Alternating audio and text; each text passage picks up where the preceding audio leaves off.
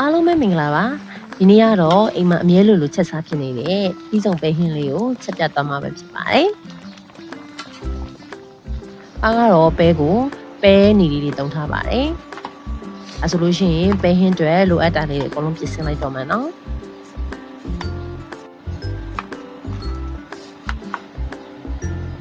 ညာတော့အပြင်တော့ဘာအသီးရွက်ကိုပေါ့နော်အများကြီးတွေတိတ်သုံးမနေဘူး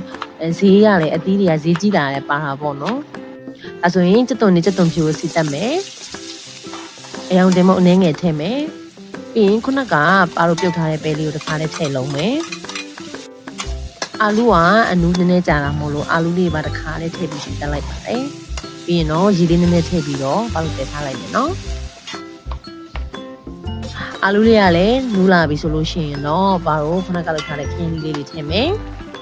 ရေလေးနည်းနည်းထည့်ပြီးတော့ထပ်တည်ထားလိုက်ပါမယ်ခင်းသီးလေးကလည်းနူးလာပြီဆိုလို့ရှိရင်ပါတော့စားအချုံမောဒီပေါ့နော်ငံပြားကြီးလေးတွေကိုနည်းနည်းအုပ်ပြီးရတယ်ရုံးမတီတီလေးထည့်မယ်မဆလာလေးအုပ်ပြီးတော့ပေါက်ထက်တည်ထားမယ်နော်ဒါဆိုလို့ရှိရင်ချက်ကလည်းလွယ်ကူတယ်စားလို့ကလည်းအရသာရှိတယ်ပြီးဆုံးပဲဟင်းလေးရပါပြီပါကတော့အိမ်မှာရှိတဲ့ငချောက်ကလေးနဲ့ပဲတွက်ဖက်ပြီးတော့စားလိုက်တယ်ဒါဆိုလို့ရှိရင်အရန်ကိုလိုက်ဖက်တဲ့ဟင်းအတွက်ဆက်ဟင်းလေးပါအားလုံးပဲစားကောင်းကြပါစေရှင်